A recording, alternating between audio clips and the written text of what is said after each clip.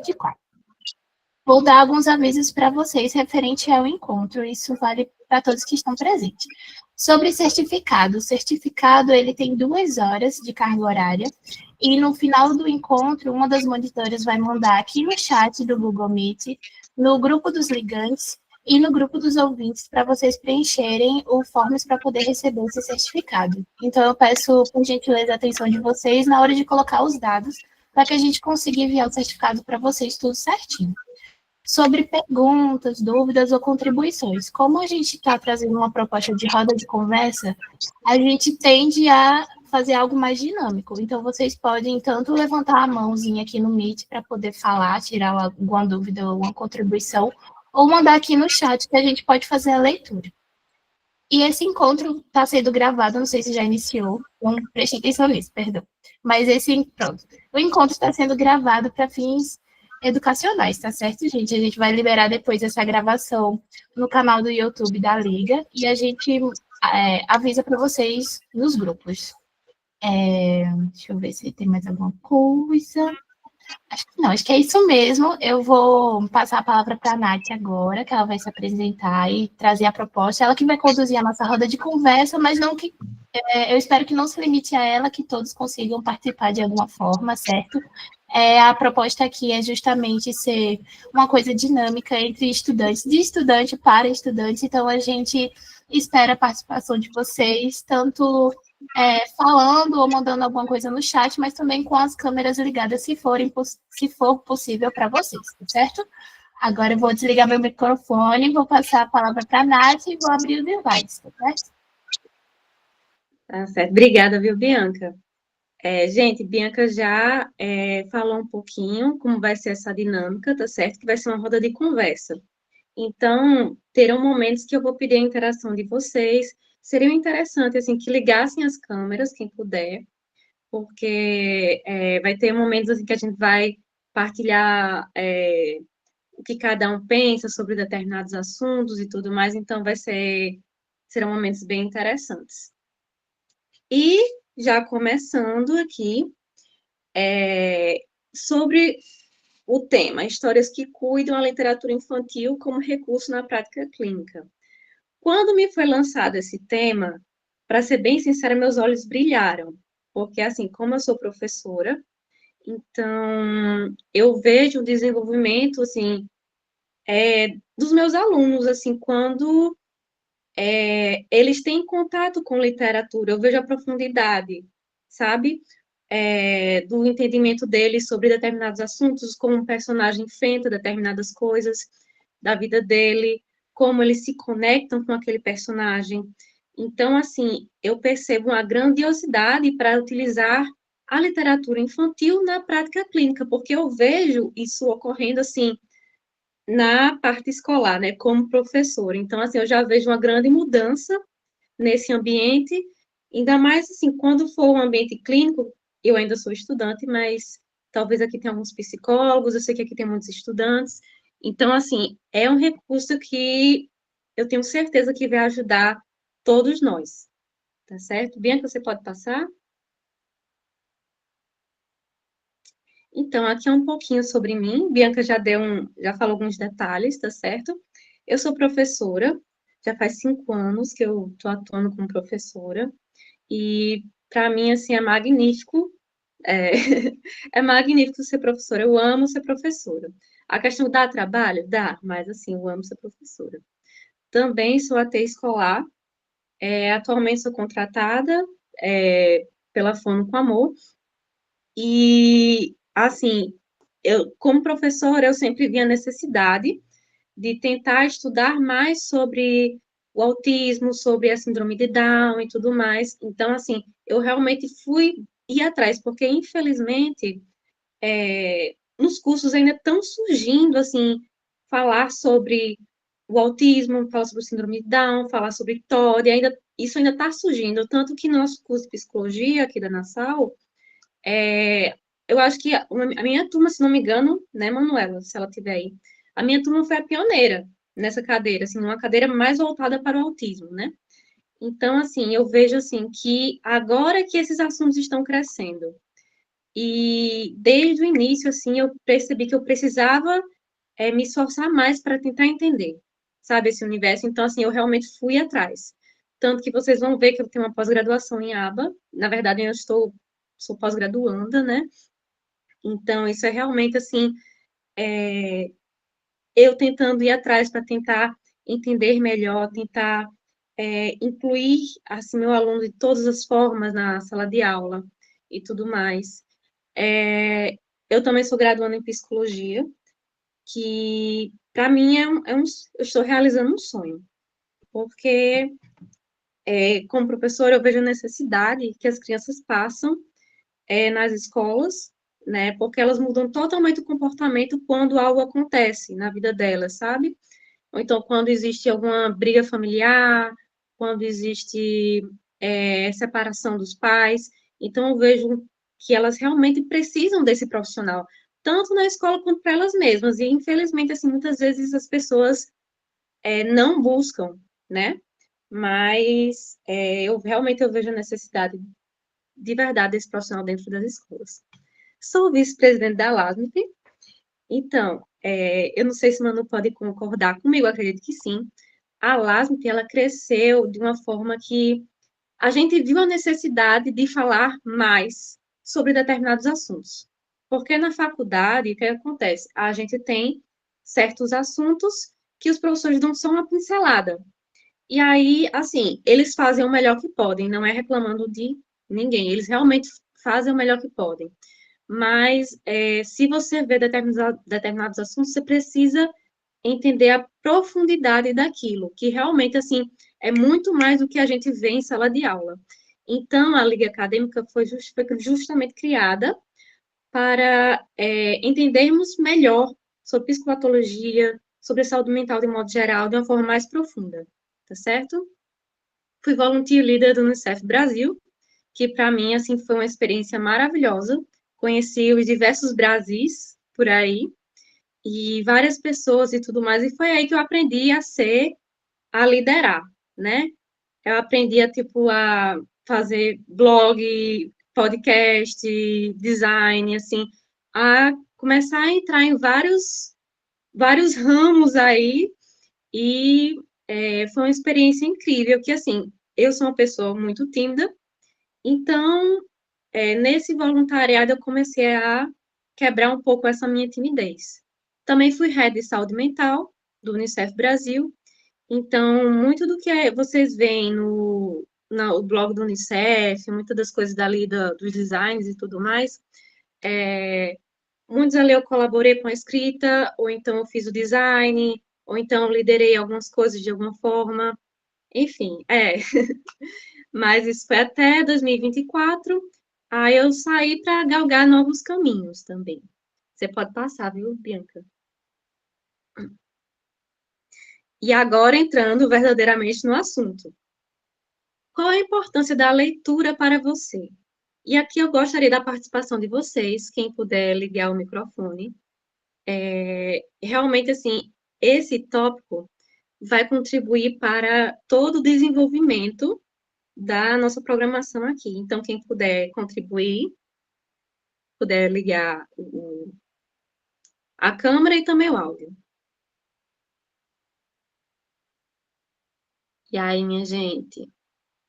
Olha, aqui não é para ficar calado, não, viu? E aí, qual a importância da leitura para vocês?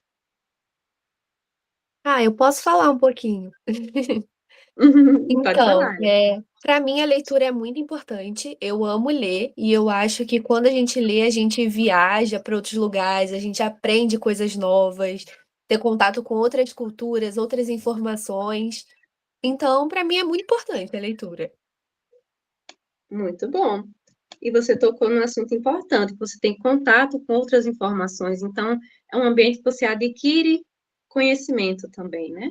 Alguém mais?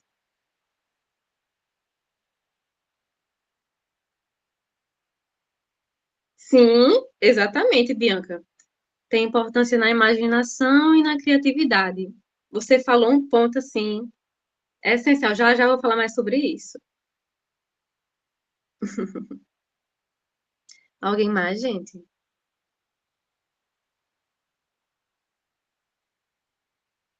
Pelo menos mais uma pessoa.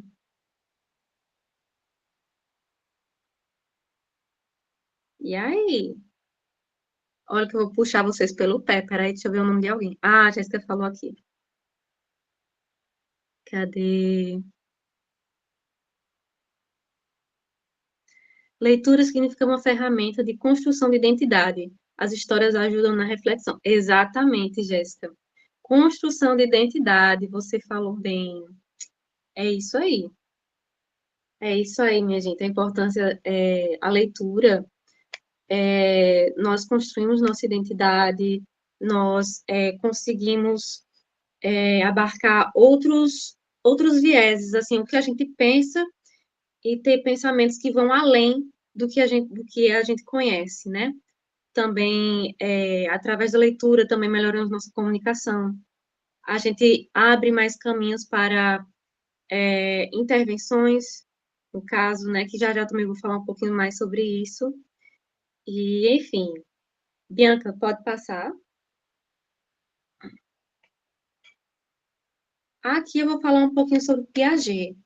Eu tenho uma certa questão para falar, porque acredito que muitos de vocês já devem ter visto a matéria, né? Desenvolvimento infantil, aí já devem ter falado sobre Piaget e tudo mais. Então, assim, Piaget, ele acertou muita coisa e errou muita coisa também, certo? Nós vamos nos concentrar aqui no que ele acertou. E eu também utilizei esse livro daqui, ó, Desenvolvimento Humano.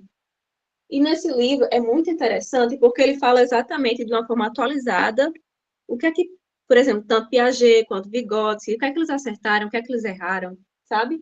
Então, assim, eu recomendo esse livro para quem quiser ler, né? E esse daqui também, Piaget, Vygotsky e Vallon, certo? Então, aqui nós vamos focar no que é que Piaget acertou. E ele acertou em relação à aquisição de habilidades básicas, certo? Então, assim, existem 4 estágios cognitivos do desenvolvimento infantil. O estágio sensoromotor, do nascimento até por volta dos 2 anos. As crianças aprendem sobre o mundo por meio dos sentidos e da manipulação de objetos. Então, assim, as crianças exploram os locais através da manipulação dos objetos, então colocando tudo na boca. E, assim, para ser bem sincera, eu nunca vi uma criança menor de 2 anos indo para uma clínica. Nunca vi. Mas, caso aconteça, né? Caso, sinceramente nunca vi, mas caso aconteça, né? Eu vejo que a literatura, quando assim, a gente olha para berçários e tudo mais, eu vejo assim aqueles livrinhos fofinhos, sabe? Que geralmente as pessoas compram. Então, aqueles livrinhos fofinhos, livrinhos sensoriais também. Então, assim, é bom, essa idade é bom, assim, esses livros que as crianças conseguem tocar, que sejam fofinhos, que tem essa questão sensorial. Por exemplo, um leãozinho. Aí a parte da juba tem uma juba diferente, que ele pode tocar, enfim. Geralmente também livros pequenos, livros que têm gravuras muito grandes. E livros rápidos, tá certo? Apesar de nunca ter visto essa idade, assim, numa clínica, tipo, eu já estou contratada numa clínica e eu vejo a parte psicológica, né? Nunca vi menor de 2 anos, mas vai que, né?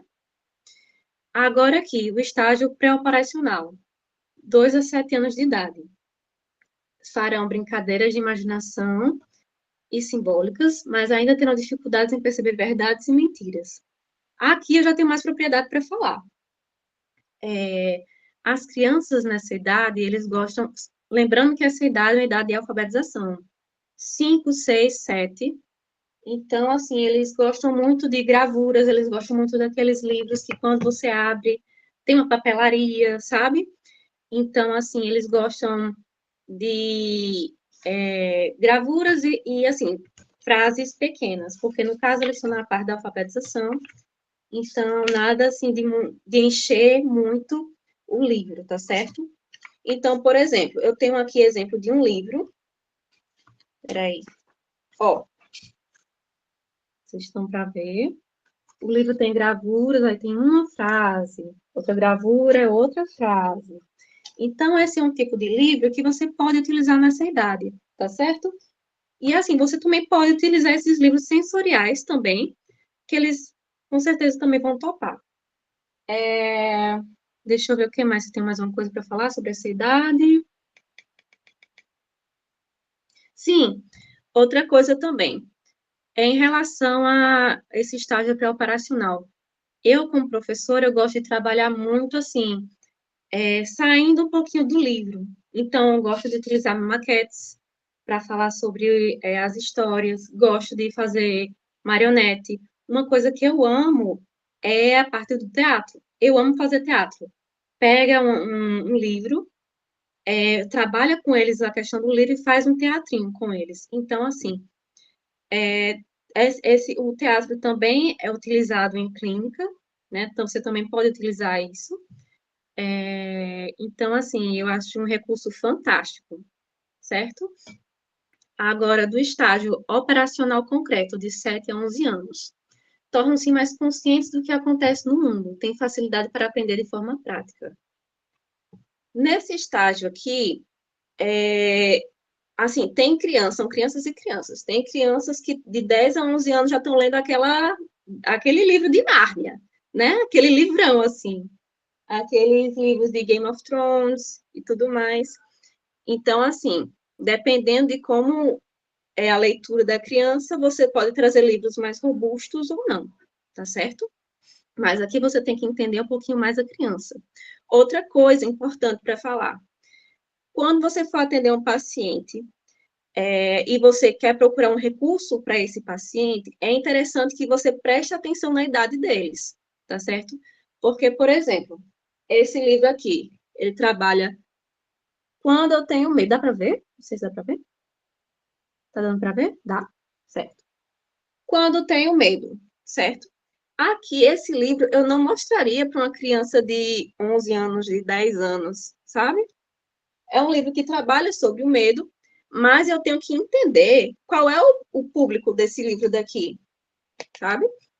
Então, assim, quando vocês forem procurar um recurso, sempre prestem atenção. Esse livro aqui cabe mais para que público? Para qual é mais ou menos a faixa etária que eu poderia falar sobre esse livro com a criança, tá certo? Então, assim, em relação a isso, já entrando para o estágio operacional formal, bem, vamos falar sobre os pré-adolescentes. Pré-adolescentes, adolescentes e tudo mais. É um estágio mais desafiador para saber o gosto do que é que eles querem saber e tudo mais. Mas, assim, quando você tem um vínculo bom com aquele pré-adolescente, aquela adolescente, você começa a tentar entender e seguir os caminhos, assim, do que é que ele tem interesse. Por exemplo, é nessa fase que eles já começam a gostar de cantores, de bandas, enfim, vários personagens por aí, de mídias e tudo mais.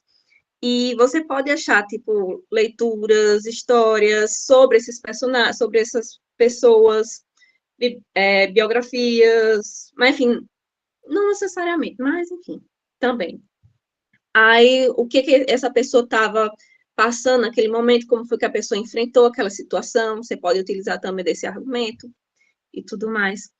Então, assim, cada estágio tem sua característica, sabe? Então, quando vocês forem procurar um recurso, pensem na idade do seu paciente, pensem nos interesses do seu paciente, tá certo? Então, daqui é isso. Pode passar, Bianca.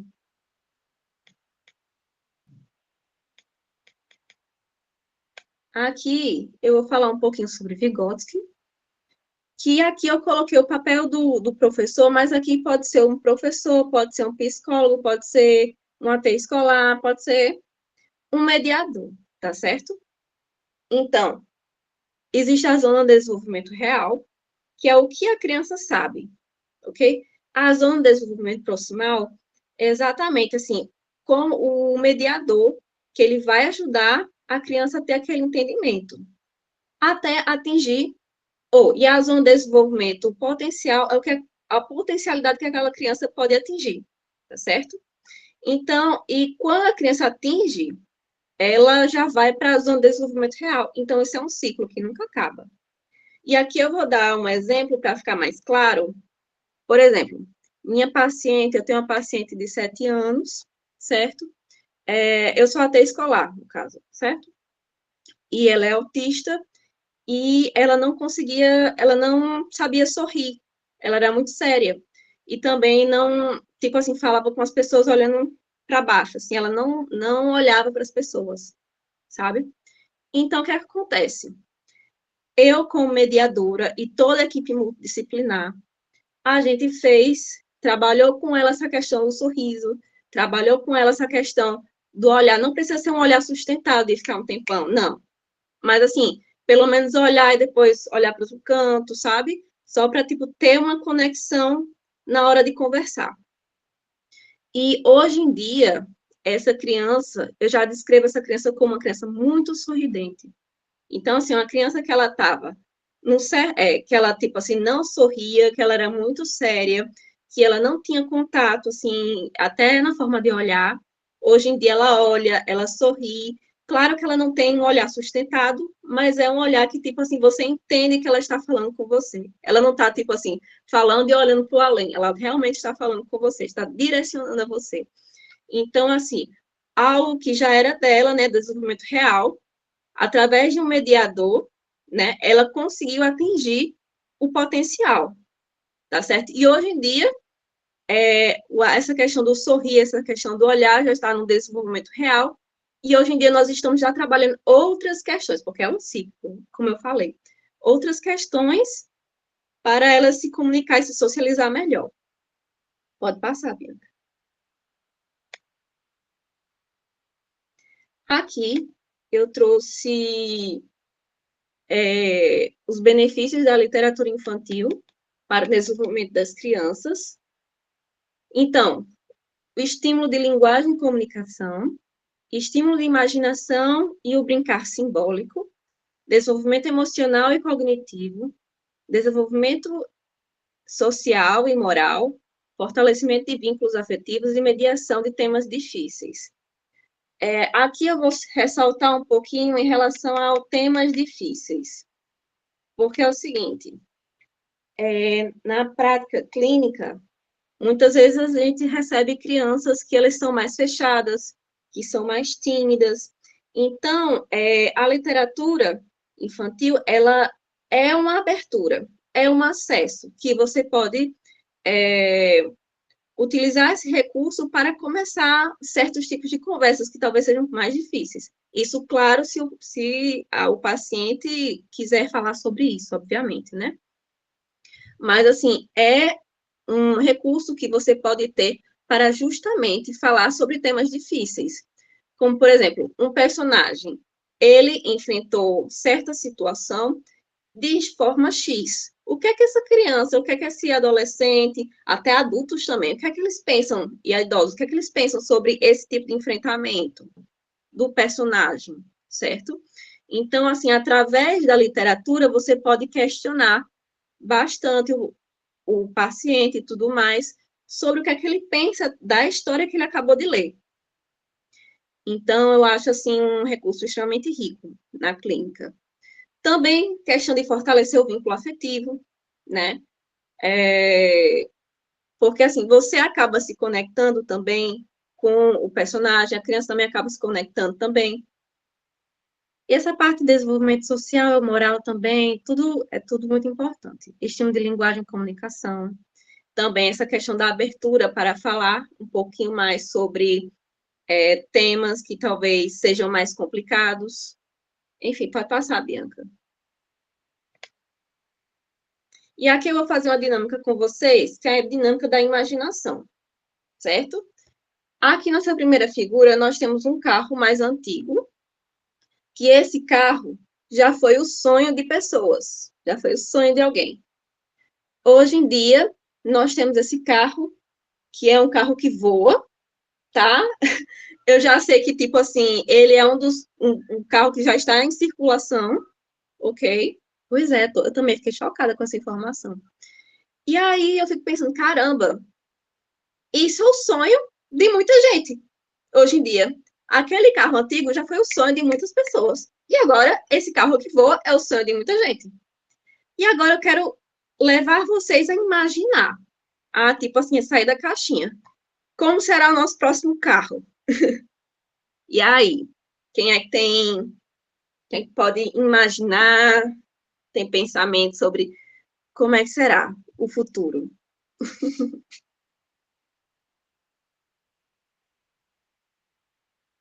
E aí, minha gente? Calma que eu tô Acho que, pensando. Eita, tô sei dando eco. lá, alguma coisa Ainda tô dando semelhante ao eco. teleporte, não sei. Boa, Teletransporte. Helena.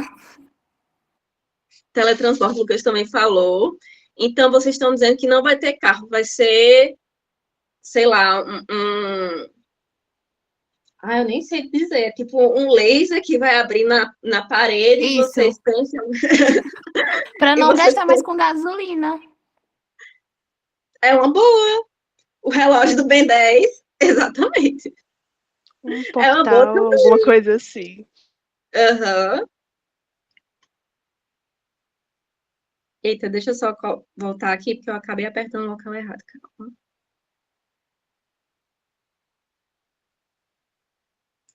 Oh, meu Deus. Cadê o slide? Aqui. Pronto. Aí. Mas minha gente, eu também penso mais ou menos por aí. Eu acho que vai ser um teletransporte que a gente vai ter. A gente vai abrir alguma coisa na parede, vai pensar em ir para algum canto, vai ter um negócio na parede que a gente só atravessa e vai. Na minha imaginação, acredito que vai ser algo mais ou menos assim. Lucas já citou aqui o relógio do Ben 10, Helena, Helena e Bianca também citaram essa questão do teletransporte também, mas é isso aí, vocês acabaram de utilizar a imaginação e a sua criatividade para isso, certo? E agora, Bianca, já pode mudar aqui o slide.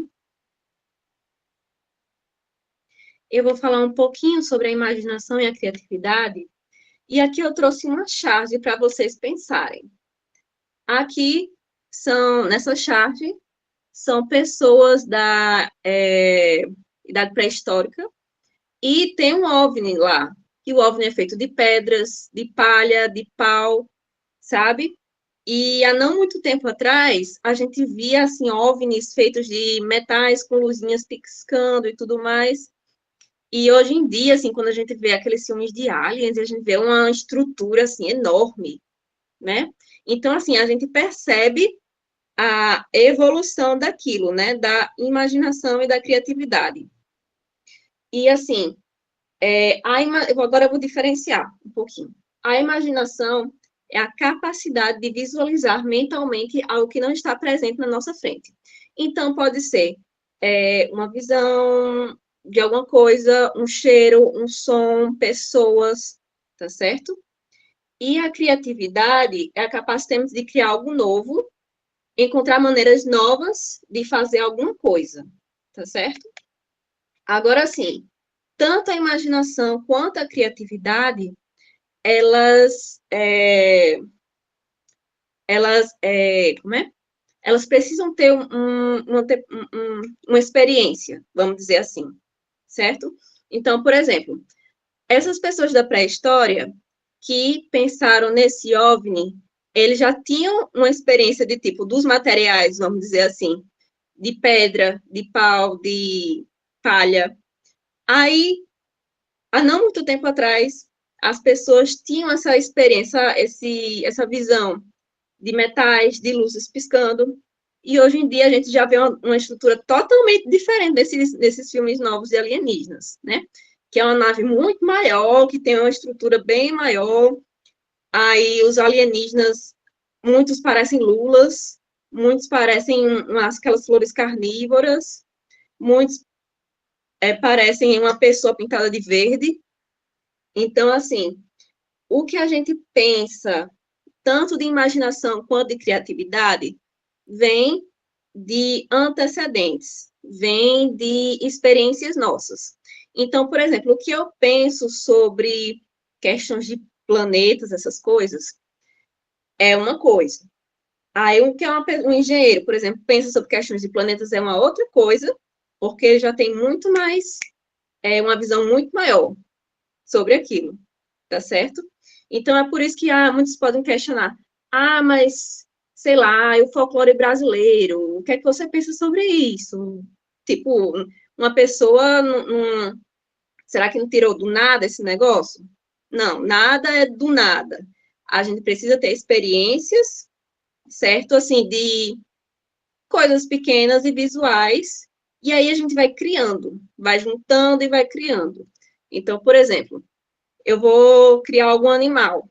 Então, estou pensando no sapo, e aí o sapo tem asas, e aí eu vou colocar um bico, e vou colocar patas, e vai virar um outro animal, que eu não sei que animal é esse, eu acabei de criar.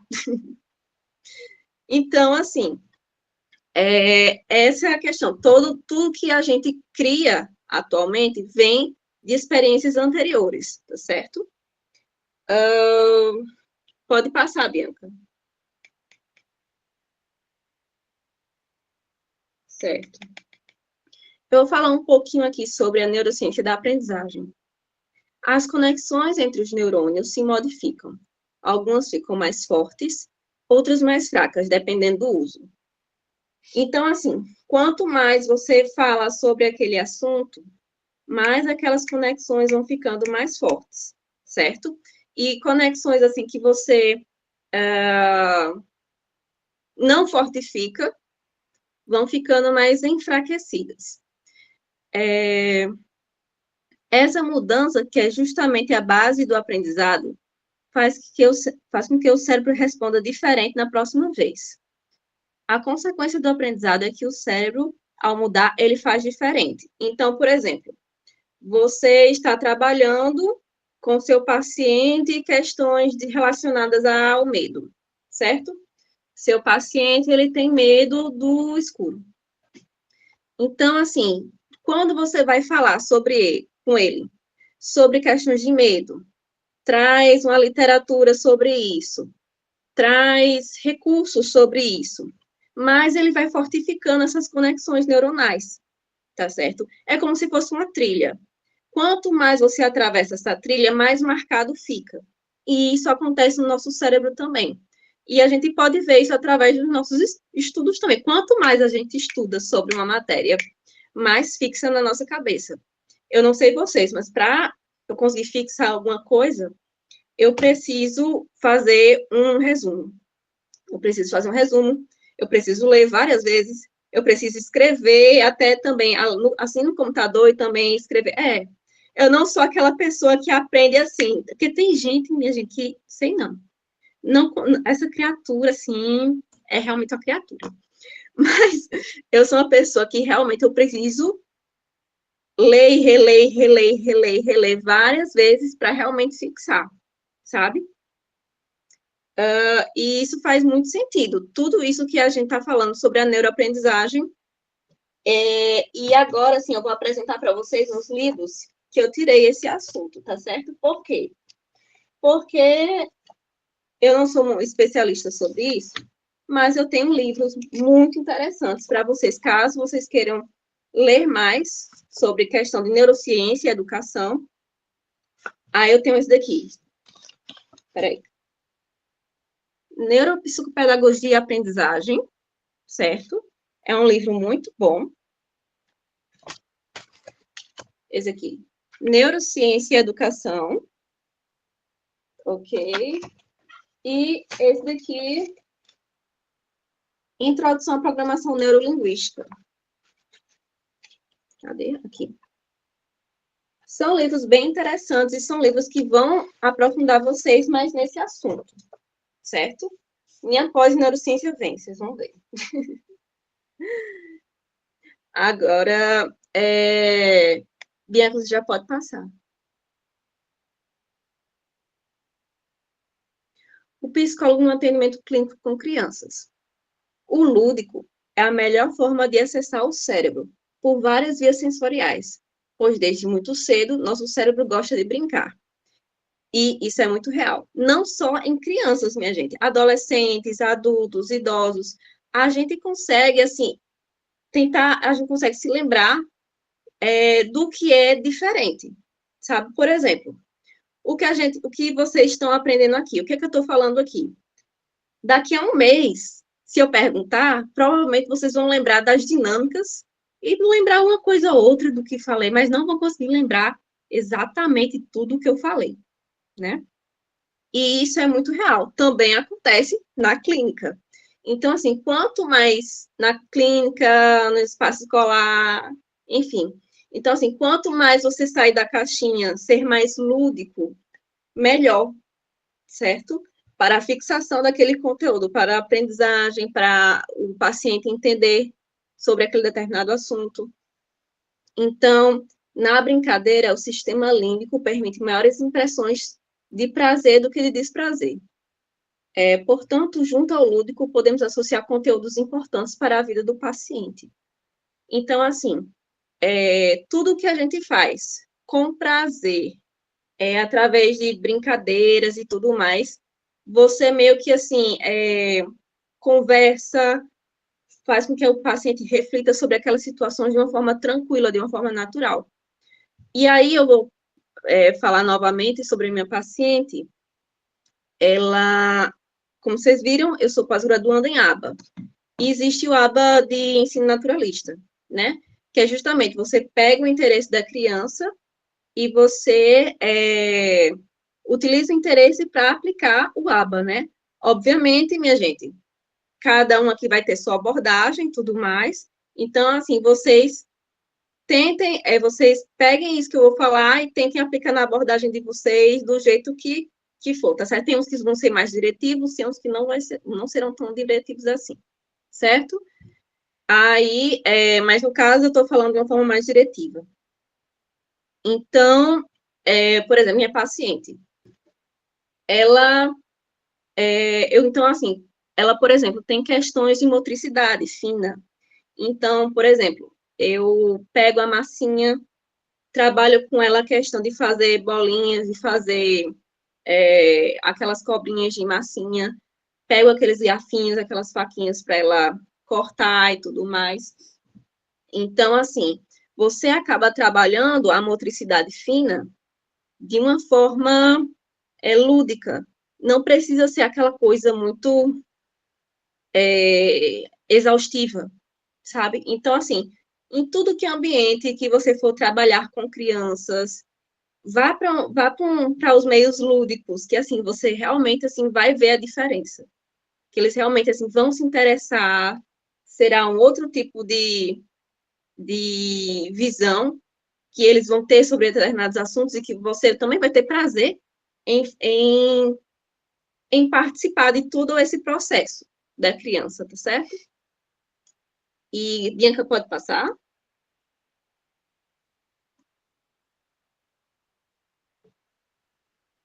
E aqui eu vou falar um pouquinho sobre a aplicabilidade da literatura infantil no setting terapêutico. Então, é o seguinte, né? Então, é o seguinte. Deixa eu só colocar aqui rapidinho. Só um minuto.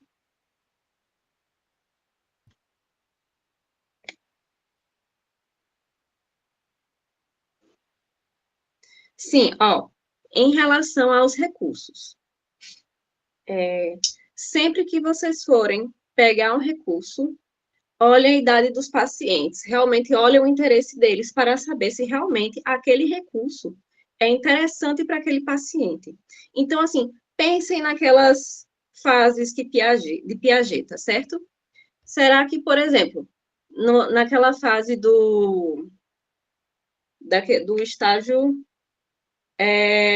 pré-operacional, será que, tipo assim, livros como, por exemplo, esse daqui, calma, esse daqui,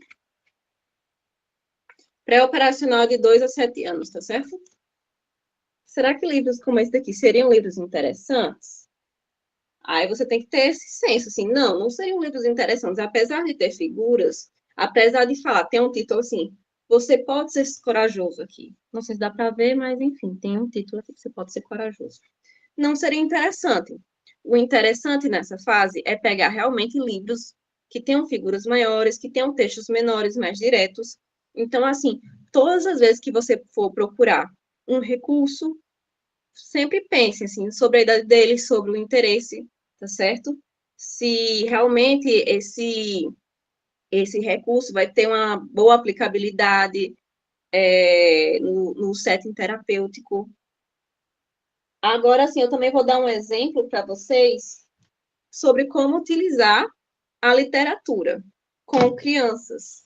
E aí, tipo assim, eu vou pegar essa fase do... Vamos? Esse nome ficam surgindo da minha cabeça.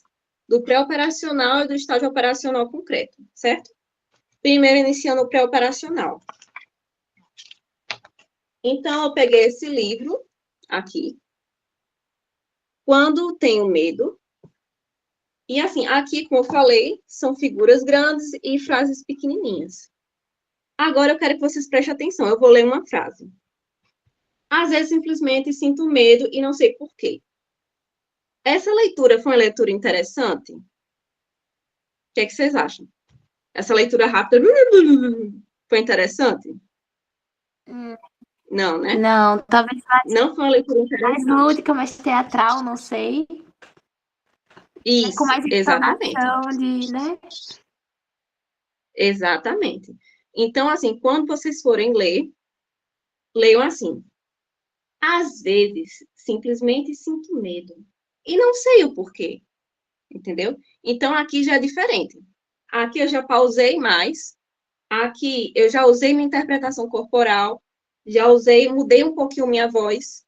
Então, assim, esse tipo de leitura é um tipo de leitura que,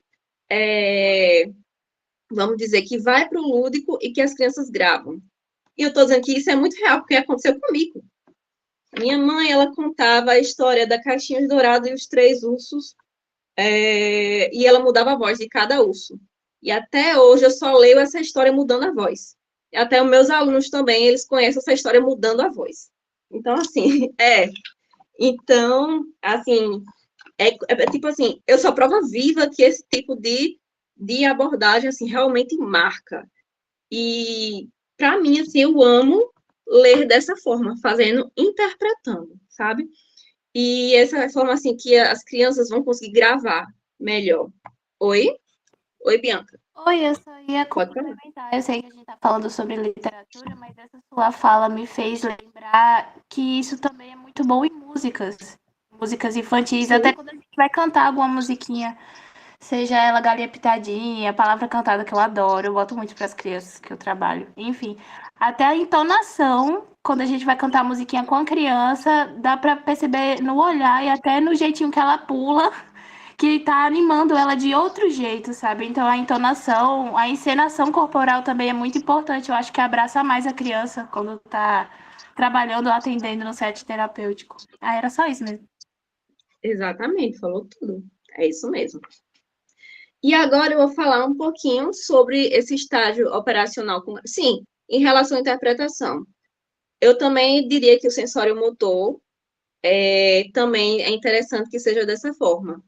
Que você tem essa questão da ludicidade, tanto na parte corporal, quanto também na fala, certo? Agora eu vou falar um pouquinho sobre do estágio operacional concreto, o estágio operacional formal.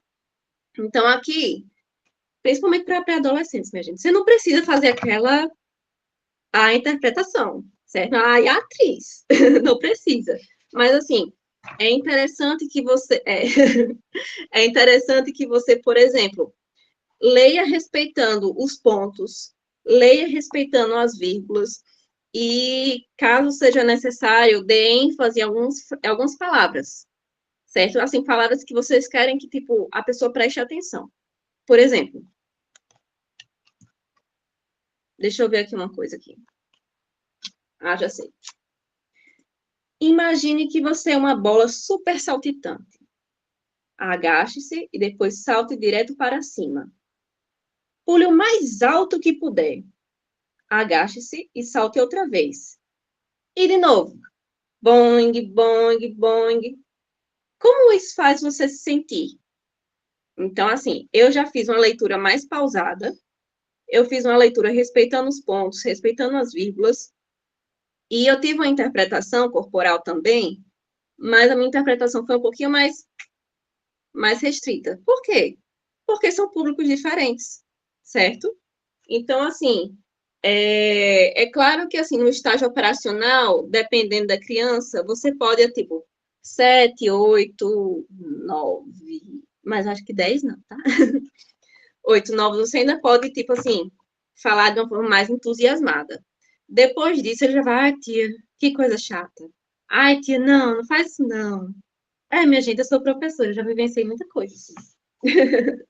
Então, assim, essas são algumas formas de você utilizar a leitura, tá certo? Em cada faixa etária, cada estágio cognitivo, certo?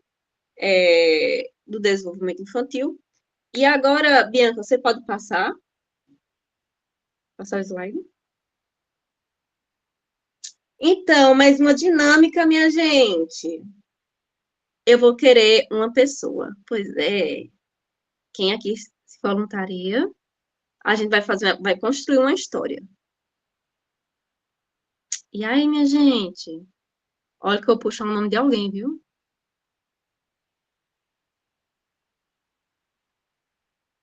E aí, minha Como uma boa... gente? Ei, Nath, como uma boa professora, escolha um nome. Com a boa professora. Escolha o nome, exatamente. Peraí, deixa eu ver quem é que tá muito calado aqui. Peraí, vamos ver. Olha, já vou puxar alguns nomes aqui.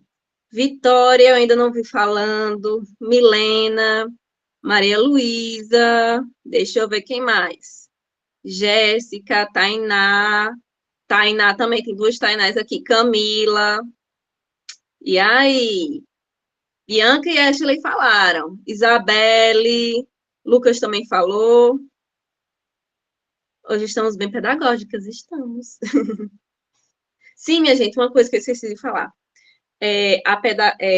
A psicologia, em relação à literatura no ambiente clínico, ela conversa muito com a pedagogia. Então, é por isso que eu trouxe muitos elementos da pedagogia, porque se você olhar muito assim, os artigos que falam sobre isso, eles vão falar sobre pedagogia, sabe? Por quê? Porque na psicologia é uma ciência muito recente. Então, assim, eles ainda estão buscando em outras ciências para formar atendimentos clínicos e utilizando esses recursos, tá certo? Então, assim, todo artigo que você for procurar vai beber muito da pedagogia, ok? Sim, minha gente. E aí, quem é que vem conversar comigo sobre o assunto? A dinâmica. Se ninguém quiser, eu vou. Vou com a cara e com a coragem, que eu não sei o que você vai fazer. E aí, dá-lhe uma, duas, três. Então, vai, Bianca, vai ser tu. Vamos lá. Tá certo. Ah, tá certo, Jéssica. Então, Bianca, eu gostaria que você escolhesse um local. Sim, mas antes de falar, antes de você escolher, Bianca, eu gostaria só de informar uma coisa. Gente, aqui a dinâmica de construção de uma história. Então, vocês vão colocar coisas que a criança tem interesse e ambientes que ela vive. Então, eu coloquei aqui. Eu não sei se onde Bianca mora, se é numa casa, se é num prédio e tudo mais, mas eu coloquei aqui como exemplo. Coloquei uma casa, coloquei uma escola e coloquei um castelo. Também não sei se Bianca, assim, quando lê alguma coisa sobre castelos, ela realmente gosta de castelo, mas vamos fingir que você gosta, viu, Bianca? Tá certo. Mas eu gosto. Tá certo. Bianca, escolha um local. Onde? Um castelo. Um castelo. Muito. É isso mesmo, Camila. E nesse castelo, o que é que tem tanto nesse castelo? Que você pode imaginar aqui pra gente? Você tá perguntando na parte de quem ou o que que tem Não, lá ainda tô dentro? no onde. O que que tem Como é que lá é esse dentro? castelo? Como é esse castelo? Isso, como é esse castelo que você está imaginando? Ele é muito grande. Ele Uhum. tem uma porta gigante laranja na frente. Eu tô imaginando, tá, gente? É de verdade. De Sim, verdade, né? Tá na minha imaginação. Ele tem uma sim. porta gigante na frente, laranja. Tem umas bandeirinhas de arco-íris lá no topo. Tô pegando a cola aqui da frente, mas eu tô mudando a cor. Deixa eu ver. Tem janelas, mas não tem vidro. É aberto. Não tem nada, só tem a forma da janela, mas não tem vidro. Hum, e esse castelo tem muitos quartos, muitos banheiros, tem muitos corredores, como é que é? Tem muitos corredores grandes, largos, e nos corredores também tem aquelas lamparinas, sabe, de vela, bem antigo, com Sim. os tapetes de crochê, tá bom, gente, no corredor, porque o castelo é meu.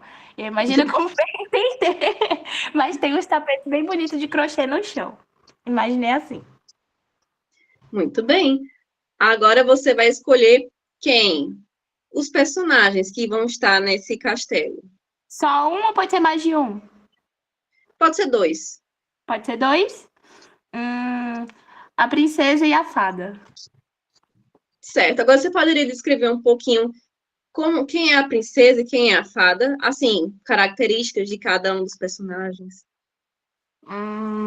Deixa eu ver. Ai, calma.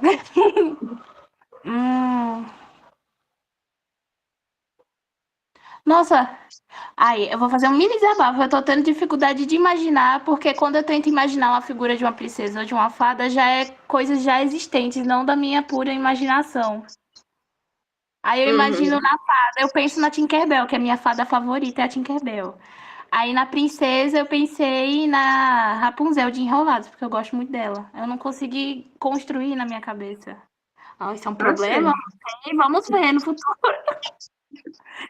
Mas enfim, eu Não, tá imaginei tudo. mais pra esse lado, uma fada artesã, que é a Tinkerbell, e a Enrolados, né, que eu pensei na roupa dela toda roxa e me lembrou da cor do castelo que tá aqui na frente. Tá Por certo. aí. Aham. E o que as personagens estão fazendo naquele ambiente que você selecionou no castelo? O que é que elas estão fazendo? Elas estão construindo alguma coisa, porque a Tinkerbell é uma fada artesã, ela faz de tudo. E a Rapunzel não é artesã, mas ela faz tudo também. Então ela pinta, ela faz vela, ela faz roupa. Então elas estão construindo alguma coisa juntas. Uhum. Vergonha. Não, tá tudo certo. Que interessante que você falou, porque assim eu também vejo que é artesanal em você, né não? Ah, obrigada. Então, assim, quando a gente começa a fazer uma construção de uma história, muitas vezes a pessoa, ela coloca um pouco de si naquela história, Uhum. certo? Pois Vamos. é, eu já identifiquei a Bianca aqui em algumas questões, assim, do crochê, do castelo, da Tinkerbell ser a favorita por ela ser artesã, da princesa também fazer várias coisas. Eu já identifiquei você, Bianca. Uma ótima profissional, tá vendo, pessoal? É isso mesmo. Então, assim, através dessa construção de uma história, você começa a conseguir abertura para conversar com o seu paciente, para também identificar alguns traços que ele tenha, para. Oi? Ah, tá certo, Milena, tá certo. Então, assim, é uma dinâmica muito interessante. É uma dinâmica, assim, que eu vejo que até existem jogos sobre isso. Só que, assim, se vocês quiserem, né, fazer uma coisa mais personalizada, então, assim, pensem, por exemplo, em colocar personagens que a pessoa se identifica, que o paciente se identifica, locais que o paciente conheça, certo? Porque aí a história vai fluir, você vai começar a entender o que é que o paciente está colocando ali que é dele, sabe? O que é dele, o que é a imaginação dele e tudo mais. E a partir daí você já vai começando uma conversa. Então, assim, também um outro recurso interessantíssimo e recomendo para todos. quem tiver já atuando em clínica, minha gente, assim, é um recurso, assim, maravilhoso.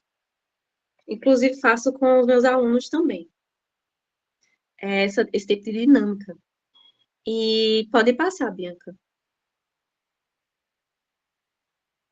E aqui, minha gente, eu quero agradecer bastante. Assim, eu amei fazer essa roda de conversa.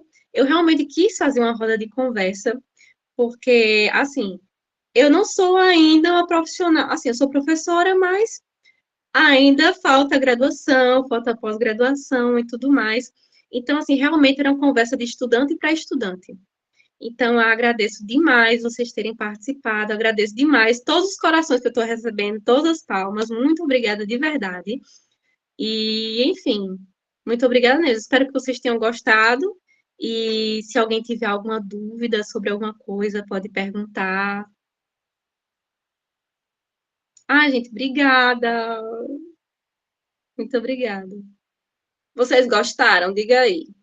Deixa eu ver os feedbacks de vocês, né? Porque, assim, eu já fiz roda de conversas, certo? Mas eu nunca fiz com um tema tão, assim, específico, sabe? Eram temas mais abrangentes, mais tranquilos, assim. Que coisa boa que vocês gostaram.